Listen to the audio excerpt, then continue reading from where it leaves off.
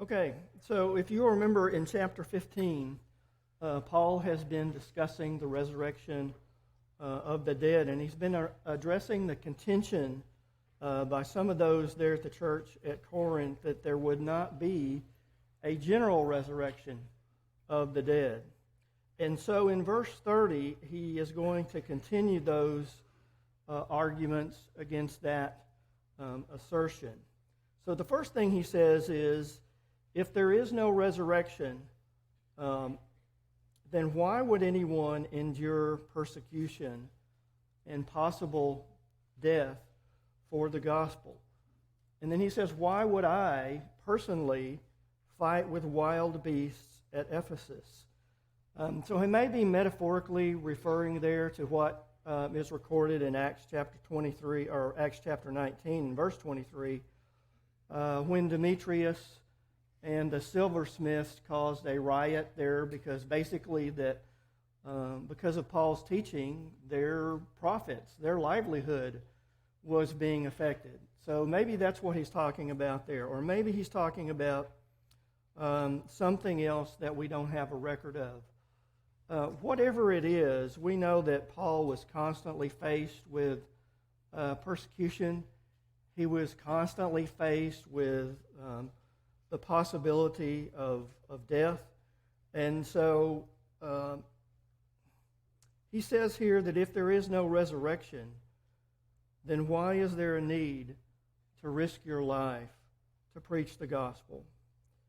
And then he goes on in verse 32 and he says, just like that, if there is no resurrection, then there's no reason for you to live a pure and a righteous life. There's nothing to gain from that eternally. So he basically says just live life to the fullest. Just live a hedonistic life. Just do whatever brings you pleasure. And of course, that's exactly the opposite of what Paul has been teaching them. That's the exact opposite of what he's been trying to do to bring them out of that lifestyle. So if that's true, then that negates everything that Paul has been saying in this particular letter. Okay. Unfortunately, what we see is that that kind of lifestyle is what most people were doing at that point in time. And it's the kind of lifestyle that most people today live. They just live for the moment. They live for the pleasure of the moment. But isn't that sad if that is the only thing that people have to live for? Because if there's nothing else, then there's nothing really to live for. And so we have something much greater than that to live for. Of course, he says in verse 33 that is what Satan tells us. That's the lie that Satan tells us, that there is nothing else to life. And so in verse 33 he says, do not be deceived. Bad company ruins good morals. So that's a general principle that I think all of us can rightly apply to our daily lives. It's something that we should strive for, I think. Also, those are the kind of people that are going to try to influence us for evil.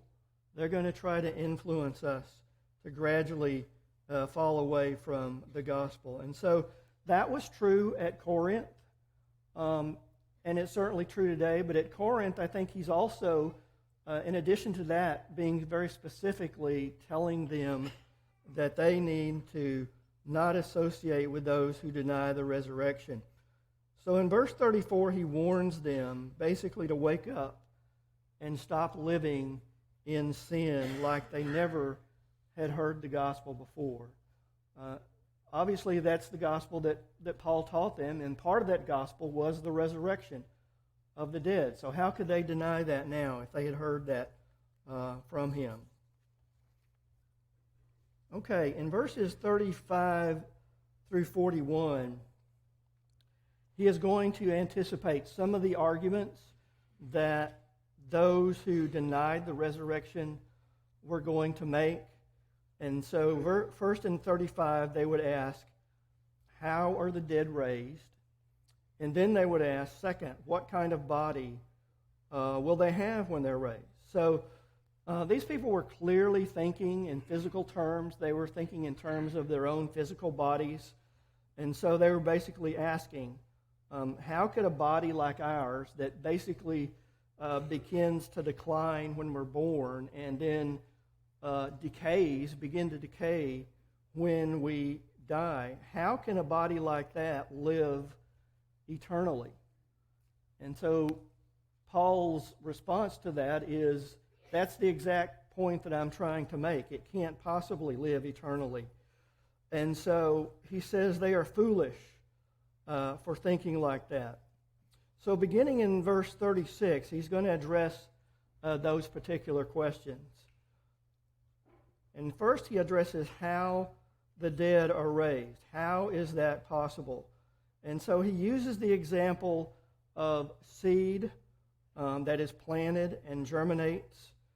When a seed is put into the ground and germinates, it doesn't look anything like the plant that eventually comes from it. And the same thing is true of us. When we are buried and our bodies are resurrected, they don't look anything alike. The current ones don't look anything like the ones that will be raised from the dead. And then he answers a second question in verses 39 through 41. What kind of body will we have when we're raised? So he uses another example there. He uses the example of humans, animals, fish, and birds. All of them have different types of bodies or different types of flesh. And so the same is true of the celestial bodies, of the moon, of the sun, of stars, and of the earth. All of those have different glory. All of them have different illumination. And so that is because God designed them for their particular environment and their particular purpose. And so he gave each one of them a body that was best suited to the situation that they were going to find themselves in, the circumstances and in the environment.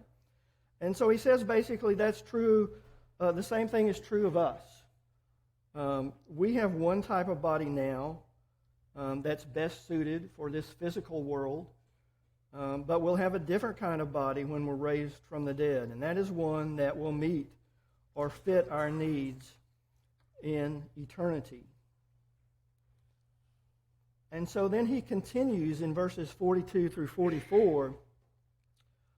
He continues with his example of the seed that is planted in the ground to show the difference between our mortal bodies and our resurrected bodies. And I've just sort of summarized those three verses here. First of all, when our physical or our natural bodies die, they are going to be buried and they are going to decompose.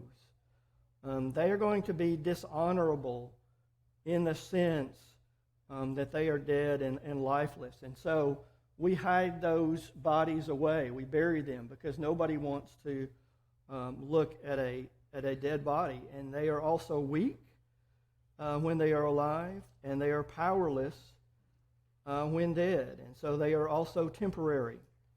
But our spiritual bodies, our raised bodies, are incorruptible. They are eternal. They have an eternal glory and an eternal honor, and they are not subject to decay. And so they are powerful, and they are strong, and they will be eternal. So there is a clear distinction that he is making between the two types of bodies as he explains to them, how this is possible, that we can have a body now in this physical life and one that will be raised to be eternal. So let me stop there for a moment and see if there's anybody who has any comments that you'd like to make on those particular verses. Okay, so let's move on. So in verse 45, he's going to make another comparison between Adam in Christ. He's already done that between the physical man and the spiritual man. He started that back in verse 22. In verse 45, he says that Adam became a living soul. That is, he became a living being. God breathed life into Adam and made him a mortal body. And then everyone that is descended from Adam has received the same kind of body that he has. That's a body that is designed for this physical world. But the second Adam, which is Christ, is a life-giving spirit. He came from heaven. Rather than being raised up from the dust, he came from heaven. And he gives us a spiritual life. He gives us an immortal body, one that is designed by God for eternity. So just like while we have been here on earth, we have a physical body that is like Adam's. When we're raised from the dead, we're going to have a spiritual, eternal body that is like the body that Christ was raised with. Okay, in verse 50, he answers another question. It seems like they had another question, and that is, what about those who are still alive when Christ returns? We've talked about those who've died and who've been raised. What about those who are still alive when Christ returns? And so basically, he just reiterates what he's already said. He said, flesh and blood can't inherit the kingdom of God. And so our earthly physical bodies are not able to live in eternity. They're not suited for eternal life. And so a change has to take place. So in verses 51 and 52, he tells them how that change is going to take place and when it's going to take place. It's going to take place when Christ returns. He says this has previously been a mystery, but now it can be revealed. And so the mystery, he says, is that everyone who is, not everyone, in fact, will be dead when Christ comes again. But when he does return, those who are alive will be changed, and it will take place instantly. He talks about that in 1 Thessalonians chapter 4 and verses 13 through 18 as well. In the same way, he says that those who are dead when Christ comes again, they will be raised, and then they will also be changed. So the point is, our bodies, whether we are alive or whether we are dead and in the grave when Christ returns, our bodies are going to be changed from a physical body to a spiritual, eternal one. And so, as he said earlier, after that, then comes the end. And so there's no place in this passage or anywhere in the Scriptures for an earthly millennial kingdom that so many people these days are proposing. So the change occurs when Christ comes again, and that's going to be the end. All right.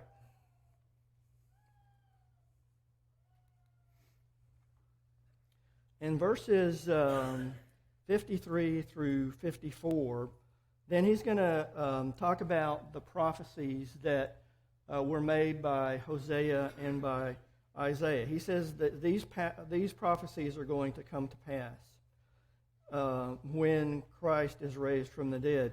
In Isaiah chapter 25 and verse 8, he says that the prophet says, death is swallowed up in victory.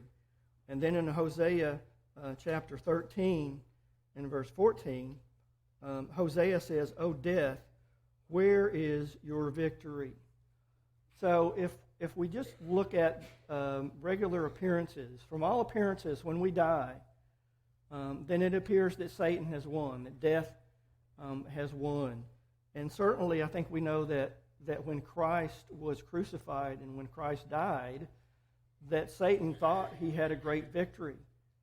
at that point in time. But Paul says that when we are raised, death is the one that is defeated because it no longer has victory over us. It no longer has power over us. He also quotes there in Hosea chapter 13 and says, "O death, where is your sting?" So from the very beginning, I think we all understand that from the very beginning that death is the punishment for sin. And so sin resulted, we know, from breaking the law. But what we see in verse 57 is that through Christ and through his death and through his resurrection, we have the forgiveness of our sins. And he's already talked about the fact earlier in this letter that because he was raised from the dead, he was the first fruits that were raised from the dead. So we have a guarantee of our own resurrection as well. And so in that sense, death no longer has a sting to it. And so Christ will defeat both sin and death, and they will no longer have any power over us. In verse 58 then, basically what he says is because of this, because we have this knowledge, because we know that we're going to be raised from the dead, then we should be even more motivated. We should be even more determined to live a life that is dedicated to God and to serve him faithfully until Christ comes again. And so what he does is he encourages them to remain firm in their faith. Don't waver in your faith when you're tempted or tried. Don't waver in your faith or your service to God. And don't just try to get by. He says to abound in the faith. So the idea is don't just try to do the minimum. Don't try to just get by. But we need to be totally committed in our daily lives to service to God and to do whatever we can to serve him. So to me, this is a warning not only to them, but it's a warning to us because it's easy for us, I think, in our daily lives to just become complacent, to just be going along, drifting along, and not being as dedicated to the Lord as we ought to be. And so we have something to look forward to that is better than the people in the world. And so we need to remember that and not waste that. We need to remember what a blessing we have, and we need to, because of that, we need to be completely and totally dedicated to Christ and not let ourselves drift away into complacency. So that brings us to the end of chapter 15. So let me see if there are anybody has any comments that you'd like to make about that last part of chapter 15. Okay. Everybody knows this is the last class, right? So this is your chance. This is your chance to talk if you want to. Okay. So let's move on into chapter 16. So in chapter 16, Paul is going to address several different issues, and then he's going to bring the letter to a close. So he starts out in the first 4 verses, and he gives some instructions to the Corinthians on the collection for the poor saints in Jerusalem. So we don't know the particular reason for the need for this collection at this time. Maybe it was because of persecution that was occurring there in Jerusalem. Obviously, Christians in the middle of Jewish society would be subject to some persecution from them. Or it could be because of one of the frequent famines that occurred in Judah after the establishment of the church. So we don't really know what the need was, but what we do know is that Paul had also given these same instructions to the churches at Galatia. He mentions that in chapter 1. Galatia, of course, is the area where he is. It's in Asia Minor. So he's talking about the people there who were in the same region that he was when he wrote this. He had given them the same instructions. He had also given the same instructions to those in Macedonia. We see that in 2 Corinthians in chapter 8 in verses 1 through 5. And again, Macedonia is the northern part of Greece. And so he says, he mentions them because he mentions their generosity. He mentions their readiness to preach the gospel. And so he's given the same instructions to several different areas, to several different congregations, to provide for the needs of the church in Jerusalem. So what we see is, in verse 1, that this collection was for the needy saints there. It's clear from what he says that this was not for those who were outside the church. It was only for the saints, the Christians in Jerusalem. And that's the case if you look at all the other examples of church benevolence in the New Testament, and I've listed several of them there. If you look at all of them, benevolence by the church is always for Christians. It's never for individuals. And so we as individuals do have a responsibility to others other than those in the church. We have a responsibility to those who are outside the church. So we have the responsibility to help them. And so again, there are some verses there that tell us how we are supposed to help those who are outside the church, and the fact that the congregations are responsible for only helping those who are Christians. So, as just a side note, this is also the only passage that I'm aware of in the New Testament that shows how Christians raised funds. And they did that by making a collection, and that was a collection that was voluntary. So, that's the only way that we have been authorized to collect funds. And so it's not something that you see like a lot of religious bodies do today, where they collect funds in all sorts of different other ways. So in verse 2, what we see is the collection was made on the first day of the week, which was and is obviously the day that we as Christians meet together to worship God and to remember the sacrifice of Christ. And we see that each member was to set aside an amount each week in accordance with how God had blessed them. And so that was to be something that was done in advance. It was something that was to be done, that was to be planned. It was not something that was to be haphazard on their part. It was not to be last minute, but it was something that they gave conscious thought to. And then when those funds were collected, they were to be stored up until Paul came. And so in that way, when Paul came, there wouldn't be any necessity for them to make a last-minute collection.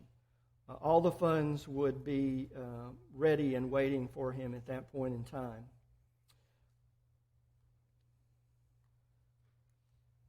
So then in verses 3 and 4, we see that he says they should select some representatives from their congregation to take these funds to Jerusalem. From Acts chapter 20 and 4, when Paul is actually in Corinth later, then these men that are listed in Acts chapter 20 and 4 will accompany him back to Jerusalem with these funds. And by selecting their own representatives, I think what Paul is doing here is that he is precluding the possibility that there would be any claim that Paul was preaching in some way to misuse these funds. Remember, he had been accused of preaching just for the money earlier. And so maybe this reasoning on his part was related to that claim, and he wanted to avoid even the appearance of doing that on his part. Okay, let's, again, since we talked about that, let's see if anybody has any comments that you'd like to make about the collection for the needy saints in Jerusalem.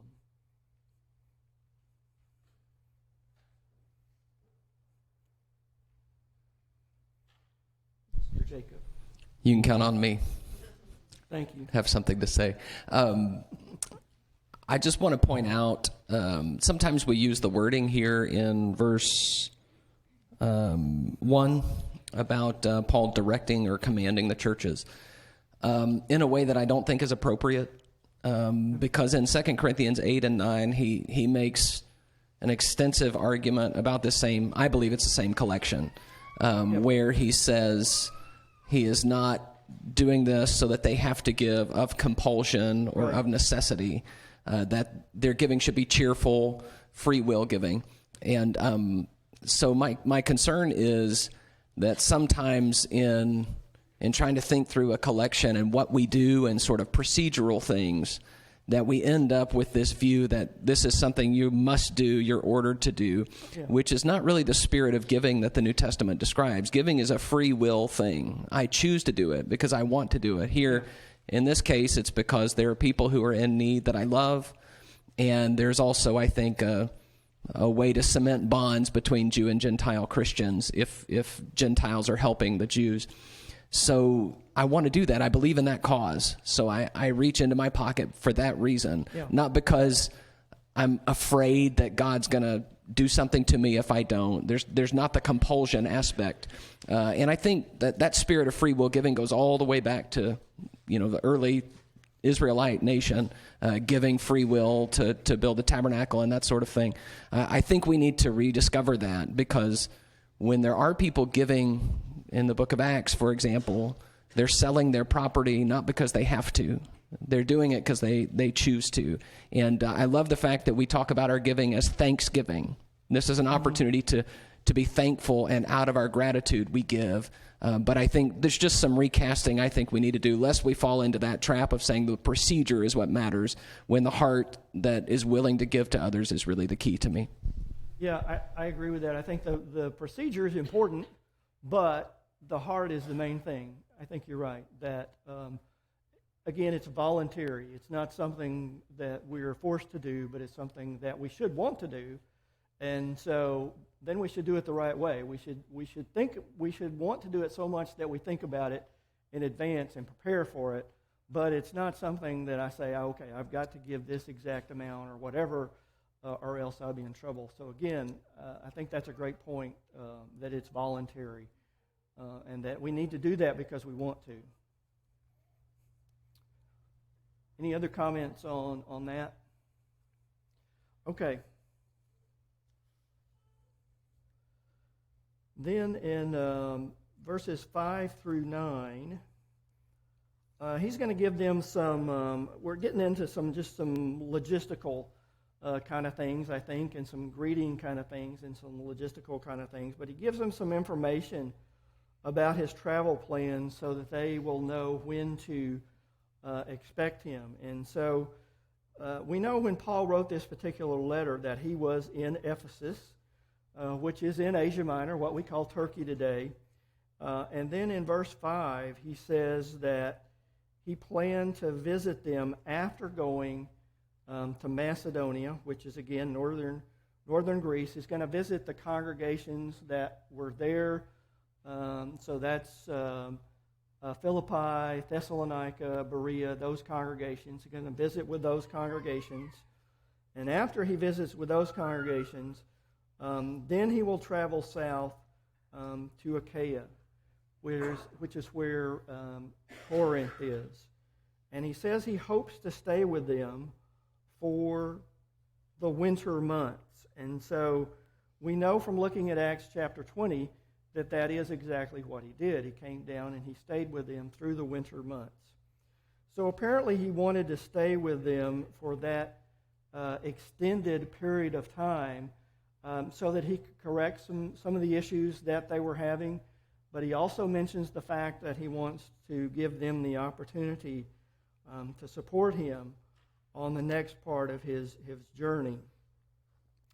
So we know that he did that, but he did delay. We know that he also delayed some while he was in Macedonia to give them some chances to make those corrections.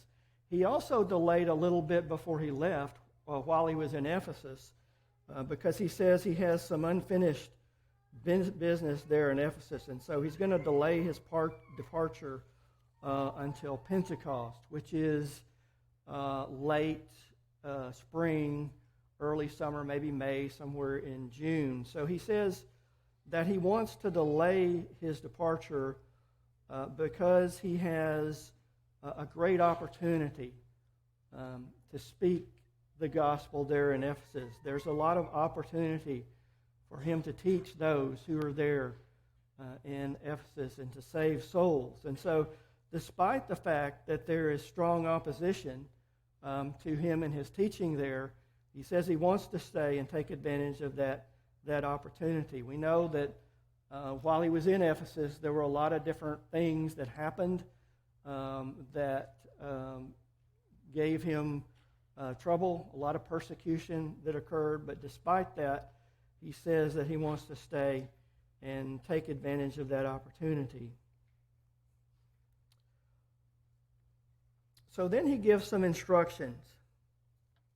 He gives some instructions on Timothy and Apollos, who they were both familiar with these men. And we know from Acts chapter 19 and verse 22 that Paul had sent Timothy and Erastus to Corinth. He talks about that earlier in this letter in chapter 4, and I think it was verse 17. He talks about the fact that he had sent them. And so he encourages the Corinthians to accept and to respect Timothy, because he says he's engaged in the same work of preaching the gospel that Paul was. And then he goes on and tells them not to do anything basically that would intimidate Timothy or that would cause him fear.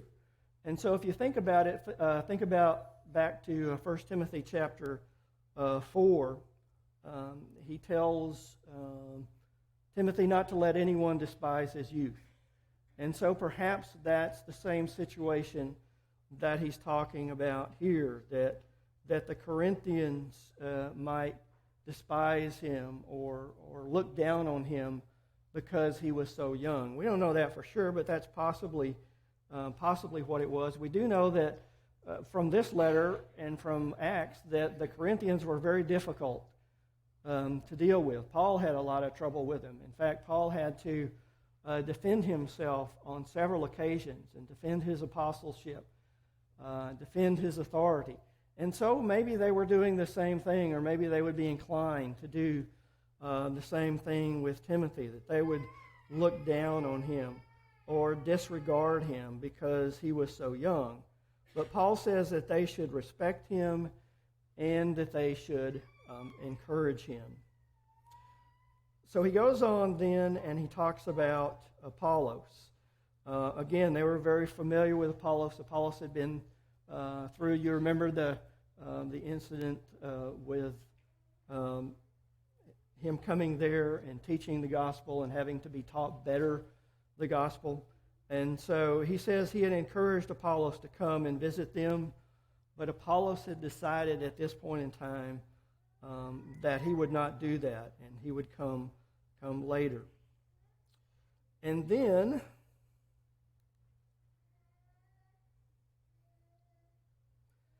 in verses 13 and 14, he's going to give them some final words of encouragement, if you will. It seems like these first four terms that he uses in his encouragement are all military kind of terms. First, he says to be watchful, which has the idea of being a sentry. In other words, you need to be on guard. You need to be on guard against false doctrine. You need to be on guard against worldliness. And so that is something that we've talked about that they were surrounded by. They were surrounded by worldliness, and they were surrounded by immorality, and so they need to be on guard and be watchful. He says, stand firm in the faith. So, again, the idea is if you're attacked by someone who's trying to get you to leave the faith, to lead you away, you need to hold your ground in the truth, and you need to maintain your doctrinal purity. And then he says, act like men, which I think probably has a couple of different ideas to it. He wants them to be courageous in defending the truth when they're attacked. And also, because we've talked about throughout this letter the division that existed and the bickering that existed, I think he's encouraging them to be like men, to be mature and to grow up, basically, and to stop all that strife and that bickering that was going on. And then he says to be strong, to be victorious over sin. 1 Peter 4:11 talks about the fact that God supplies the strength to us to do that. And then all that, he says, is to be done in love, which overarches all these commandments. It directs all these other actions. And of course, he's talked about that at quite a bit of length in chapter 13. All right. So anyone have any comments that you'd like to make at this point in time? Not a lot of controversy in what we're talking about today, so not quite as many comments. Jared.